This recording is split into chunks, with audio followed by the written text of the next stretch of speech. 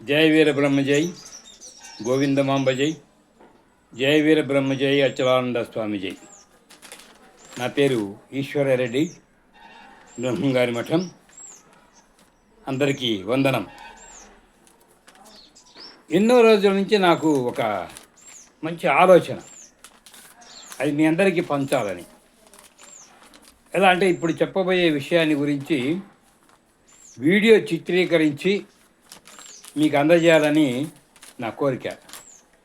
కానీ అది ఎందుకో నెరవేరలా. అనివార్య కారణాల వలన నేను రాసుకున్నటువంటి స్క్రిప్ట్ను మీకు ఇప్పుడు ఆడియో వీడియో ద్వారా వినిపిస్తాను. ఈరోజు బ్రహ్మంగారి మఠం దేవాలయం వెనుక ఉన్న అనేక మహిమలు కలిగినటువంటి ఒక చెట్టు ఉంది.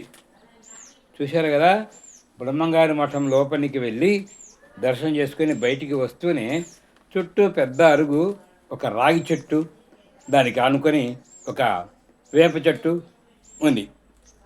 చాలామంది దాని చుట్టూ తిరుగుతుంటారు, మీరు చూసే ఉంటారు, మీరు తిరుగుతారు. కానీ ఎందుకు తిరుగుతారు అనేటువంటి విషయాన్ని చాలామందికి తెలియదు. ఇది దక్షిణ రాజగోపురానికి సమీపంలో ఉంది.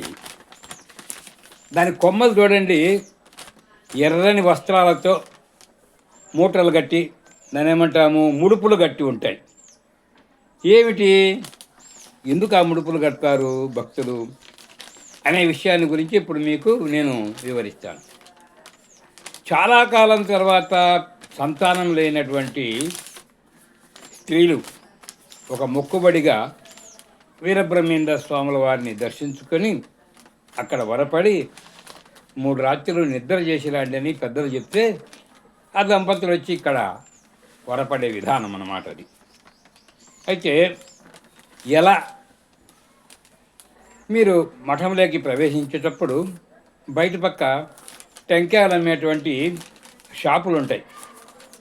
అక్కడికి వెళ్ళి నేను సంతానం కోసం స్వామి దగ్గర వరపడాలి, దానికి సంబంధించినటువంటి వస్తువులు ఇవ్వమంటే వాళ్ళు ఏం చేస్తారు, ఒక ఎర్రటి రవిక గుడ్డ, అందులో పెట్టేటువంటి సామాన్లు, ఆకులు ఒక్కలు లేదా టెంకాయ, మీకు శాస్త్రం ఒక దక్షిణ, దాంట్లో పెట్టమని అన్ని పదార్థాలు ఇస్తారు మీకు. అలా అవి తీసుకొని లోపలికి వచ్చిన తర్వాత ఆ కుళాయి దగ్గర కానీ లేదా వెనక ఉన్నటువంటి బావి దగ్గర కానీ ఎక్కడో ఒక చోట ఈ బట్టలతో యథాతథంగా అలాగే స్నానం చేసి తడి బట్టలతో వీరబ్రహ్మేంద్ర స్వాముల వారి దర్శనానికి వెళ్ళాలి. అక్కడ వెళ్ళిన తర్వాత పూజారులు ఏం చేస్తారు, మీ పేరు, ఊరు, గోత్రము అడిగి పూజ చేస్తారు మీ పేరుతో. అప్పుడు చెప్పండి, అయ్యా మాకు సంతానం లేదు, సంతానం కోసం మేము వరపడడానికి వచ్చాము ఎలా అని చెప్పంటే ఆ పూజారి ఇంకా కొన్ని విషయాలు మీకు వివరిస్తారు. సరే, బయటికి వెళ్ళిన తర్వాత పాదాల దగ్గర పూజారి ఉంటాడు, అక్కడ కొబ్బరికాయ కొట్టి మీకు తీర్థం ఇస్తారు. అక్కడి నుంచి ఆ చెట్టు చుట్టూ 3 సార్లు ప్రదక్షిణ చేసి ఆ అరువు పైకి ఎక్కి ఏదో ఒక కొమ్మకు, మీకు అందిన కొమ్మకు, మీరు అక్కడ బయట నుంచి సామాన్లు ఇచ్చారు కదా, టెంకాయ, రైక బట్ట అవన్నీ, అది ఆ ముడుపు ఆ చెట్టు కొమ్మకు కట్టేసి వీరబ్రహ్మేంద్ర స్వాముల వారికి మొక్కోవాలి. ఈ తడి బట్టలతో అన్నాం కదా, స్వామివారి పాదాల దగ్గర ఖాళీగా ఉంటే జనం లేనప్పుడు వరపడటం అంటే సాష్టాంగ దండ ప్రమాణంగా పడుకుంటారు కూడా చాలామంది. ఆ పడుకున్న దశనే అదే వరపడడం అంటారు. ఒక్కోసారి అట్లే నిద్రలేక కూడా జారుకుంటారు కొందరు. ఆ కళలో కూడా స్వామివారి దర్శనమిచ్చి వీరికి సంతాన ప్రాప్తి కలగాలనే ఆశీర్వాదం కూడా అప్పుడప్పుడు జరుగుతుంటుంది. అలా జరిగిన తర్వాత ఆ మొక్కుబడి కట్టాం కదా, ముడుపు, ఆ మండపం, కళ్యాణ మండపంలోకి వెళ్ళి ఆ రోజు నిద్ర చేసి అలా ఊరు వెళ్తారు. ఇలా వరుసగా 3 రోజులు కానీ అప్పుడప్పుడు 3 రోజులు కానీ వరపడి ఇక్కడ స్వామిని నమస్కరించుకుంటే మీ కోరిక తప్పనిసరిగా నెరవేరుతుందని పెద్దల నుంచి చాలామందికి నమ్మకం. కాబట్టి అందుకని కొన్ని వందల వేల కొబ్బరికాయలు ఆ ముడుపులు కట్టేటువంటి రాగి చెట్టు వేలాడుతుంటాయి.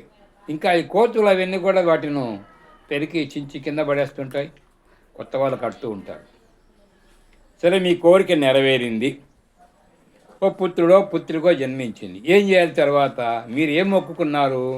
స్వామి, నాకు సంతానం కలిగితే ఇదిగో ఈ 1000 రూపాయలు నీ హుండీలో వేస్తాను, లేదు ఒక 10,000 రూపాయలు ఖర్చు పెట్టి గ్రామోత్సవం చేపిస్తాను, లేదా ఒక 100 మందికి అన్నదానం పెడతాను, లేదా పేదలకు వస్త్రదానం చేస్తాను, లేదా 101 టెంకాయ కొడతాను, ఇలా ఏదో ఒకటి మీ మనసులో మొక్కుకొని ఉంటారు.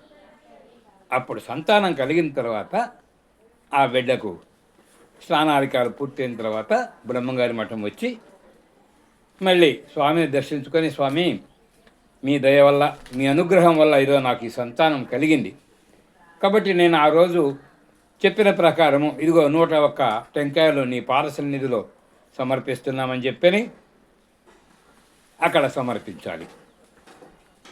సరే, అంతేనా? హుండీలో నీకు ఇష్టం వచ్చినటువంటి ధనం కూడా వేయవచ్చు, లేదా గ్రామోత్సవం జరిపించవచ్చు, అన్నదానం చేయవచ్చు. ఇలా ఆ మహిమ కలిగినటువంటి రావి చెట్టుకు మీరు ముడుపులు చెల్లించి సంతానమే కాదు, ఆరోగ్యాన్ని గురించి, వివాహాన్ని గురించి, ఇంకా ఏదైనా సమస్యల గురించి కూడా మీరు మొక్కుబడులు చెల్లించుకోవచ్చు. ఒకసారి బ్రహ్మంగారి మఠానికి వచ్చినప్పుడు మీరు ఆ చెట్టును యొక్క మహిమను గురించి తెలుసుకోండి. మీకు ఏదైనా తీరని కోరికలు ఉంటే అక్కడ స్వామివారికి విన్నవించుకొని అక్కడ ముడుపు చెల్లించండి. ఈ వీడియో మీకు నచ్చినట్లయితే మా ఛానల్ విరాట్ VBS సబ్స్క్రైబ్ చేయండి, లైక్ చేయండి, షేర్ చేయండి. నా పేరు ఈశ్వరరెడ్డి, బ్రహ్మంగారి మఠం. నా నెంబరు 9420426300 9440426300. దయచేసి మా ఛానల్ను సబ్స్క్రైబ్ చేయండి. మరిన్ని వీరబ్రహ్మేంద్ర స్వాముల వారి సన్నిధానంలో జరిగేటువంటి అనేక అద్భుతాలు, గొప్పదనాలు అవన్నీ మీకు వివరిస్తుంటాం. ఓం నమో వీరబ్రహ్మనే, జై వీరబ్రహ్మనే, గోవిందమాంబ జై, జై వీరబ్రహ్మ జై.